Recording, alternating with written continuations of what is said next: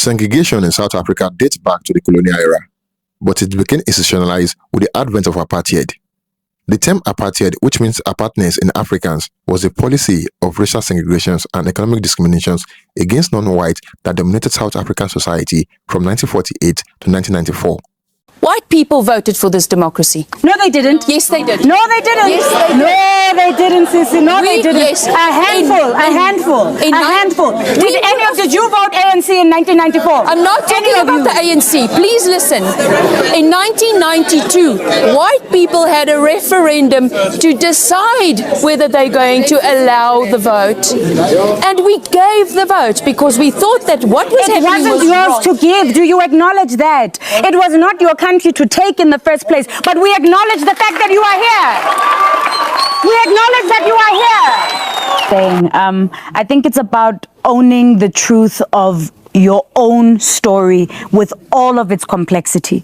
So for me, as an educated middle-class woman, I know that when I walk into spaces, I carry a certain currency that is not carried by my brother who can't pee in a toilet that I peed in when I went to Wits. Exactly. You know? Exactly. But at the same time, I also acknowledge that when I do walk into spaces, for example, going into very poor, disenfranchised communities, I also have to acknowledge that the dysfunction that I see that exists in those communities is part of my historical baggage. I carry it within me. It's in my family. It's in my heart. It's in my choices.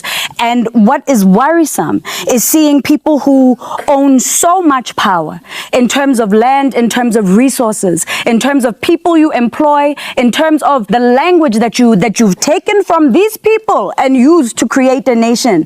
You own so much power, but do you concede that? Do you acknowledge that? Do you own that?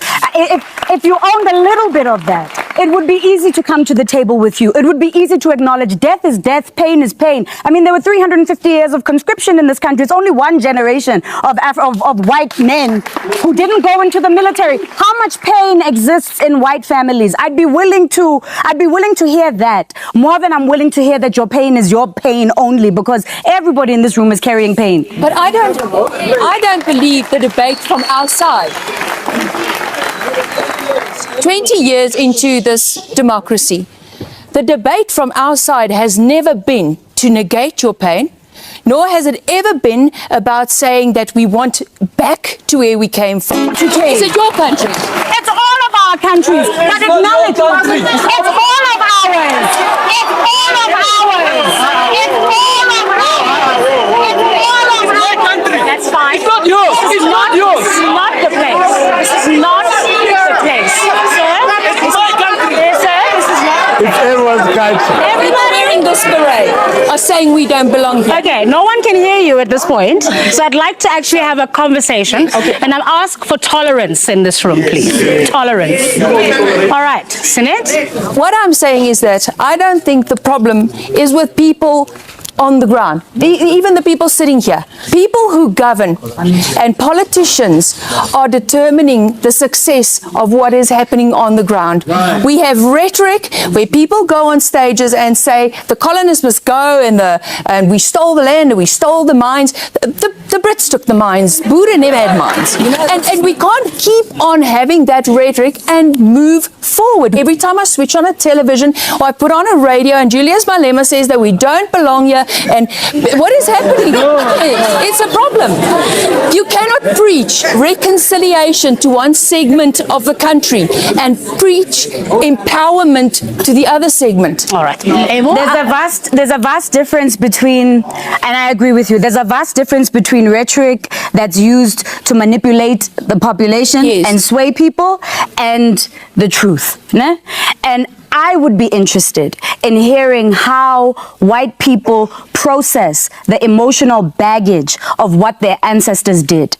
I would be interested in trying to understand what it did to white families. How much silence did white people have to cope with? How did white people build a shield around themselves to be able to deal with the system in which whiteness operated all these years? That's an emotional conversation. That's a delicate conversation. I'd be willing to do the work of trying to unravel that, because right now as a black person, I'm trying to do the work of unraveling my own baggage, my own historical baggage. I think when white people start to do that work, then we'll start to begin the project of trying to to understand how all of us belong to this place. But you can't erase history. We can't pretend the violence didn't happen. We can't pretend colonialism didn't happen. We can't pretend people weren't slaves. We can't pretend our people are not poor.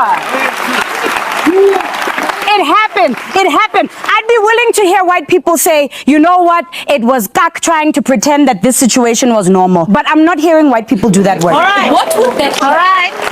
When we return, a poetic moment. Don't go away. Africa is a fractured mirror, a paradox of schizophrenic selves who don't talk to one another, who coexist together but don't live with each other.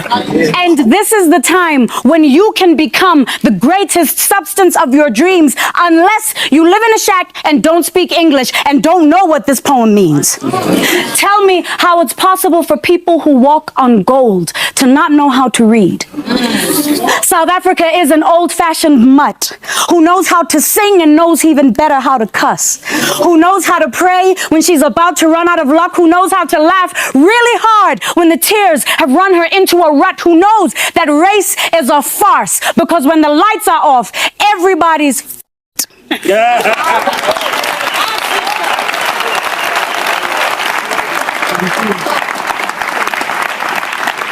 There's a lot of anger. There's a lot of, I don't hear hope yet. I don't know about you, but I don't hear hope yet. I hear it. I hear it. Just us being here, having this conversation together, getting to a space that we need to get to as a nation. It will take a very long time. It's not child's work. For me to sit and listen to Sunette, listen to Pierre, listen to Sisonke and to Lebu, and hear the various voices and digest the message that comes from them, I feel pained. I feel their pain. But at the same time, I feel there's hope because we're talking about it. We put a plaster on a gunshot wound in this country. That's what we did. And that needs to stop. We need to talk to each other and then come to a space of understanding. Because you're with the EFF. Yes, I am with the EFF. Explain that to me. Well, I explain in a simple fashion that in this country we've got more than 70% of the nation that's living in utter poverty. And if you go into the townships and especially in the squatter camps and you say how our children are living, we're talking about kids. We're not talking about black, white, color. We're talking about kids. So when I look at economic freedom fighters, we are looking at changes this country to bring it into a social system where there will be no class, where the state can take control and we can live in a society where everybody can be brought up to the same level. The thing of the Rainbow Nation that did not work, reconciliation can only work if we both reconcile. You cannot have Nelson Mandela giving forgiveness for a racist group of people that oppressed black people in the apartheid era and say, let us forgive them. They don't come forward and say, yes, we accept your forgiveness, let's reconcile with each other. They don't do that. We still have people in the audience here. We still have people in the audience here, like a gentleman there when she was talking about the black people being more educated and can actually contest for a position. I had a comment say, yeah, let's kill them. It's those comments that makes people to be killed on farms also. Because when you undermine a black person in this country longer, they are going to kill you.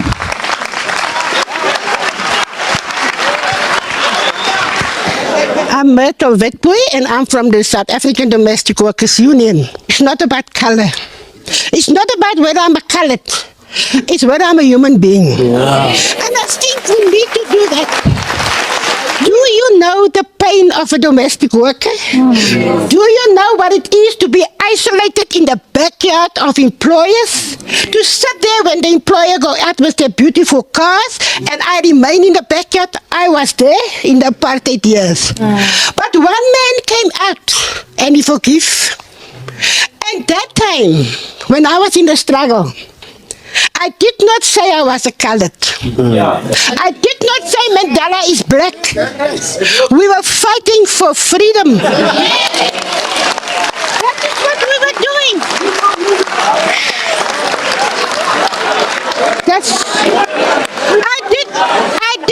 I did not classify myself as a colored.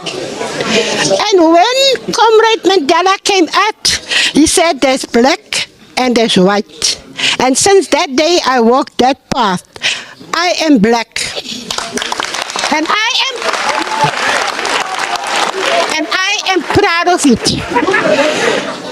If we want to free ourselves, we must free ourselves from this color thing. We're not going to become free because we are bitter. We are oppressed even in our working place. Our employers don't recognize us. We raise the children. But you find that at the end, you dismiss, you are stealing, my pant is missing, my sugar is missing. The National Party came to power in 1948 and swiftly began implementing apartheid policies. Laws were enacted to enforce racial segregations in all aspects of life, including housing, education, employment, and public facilities. The Population Registration Act of 1950 classified all South Africans by race, and the Group Areas Act of 1950 segregated residential areas. Apartheid had a profound impact on the daily lives of South Africans. Non-whites were forcibly removed from their homes and relocated to designated areas, often far from urban centers and economic opportunities. Education and healthcare facilities for black South Africans were vastly inferior to those for white. Public amenities, from buses to beaches, were segregated and unequal qualities. Despite the oppressive system, resistance to apartheid were fierce and persistent. The African National Congress, ANC, founded in 1912, became a leading force in the struggle against apartheid. Leaders like Nelson Mandela, Stephen Biko, and Desmond Tutu played a pivotal role in mobilizing resistance. Significant events such as the Sharpeville massacre in 1960 and the Soweto uprising in 1976 galvanized both domestic and international opposition to apartheid. The international community also played a crucial role in the fight against apartheid. Economic sanctions, cultural boycotts, and political pressures from countries and organizations worldwide isolated the South African government. The global anti-apartheid movement, supported by activists, musicians, and politicians, helped to raise awareness and increase pressure for change. The relentless struggle of the South African people and international pressure eventually led to the dismantling of apartheid. In 1990, President F.W. de Klerk announced the unbanning of liberation movement and the release of political prisoners, including Nelson Mandela. South Africa's first democratic elections were held in 1994, resulting in Nelson Mandela becoming the country's first black president. This marked the official end of apartheid and the beginning of a new era of hope and reconciliation. While apartheid officially ended in 1994, its legacy continues to affect South African society. The country still grapples with economic inequality, social divisions, and the challenges of the nation building. Efforts towards reconciliation and addressing the injustice of the past are ongoing, with institutions like the Truth and Reconciliation Commission playing a key role. Segregation and apartheid were dark chapters in South Africa's history, but they also highlight the resilience and strength of those who fought for justice and equality. Understanding this history is crucial for appreciating the progress made and the work still needed to build a more inclusive and equitable society. Thank you for watching. Do not forget to like and share your thoughts in the comment box below. Until next time, cheers and have a good one.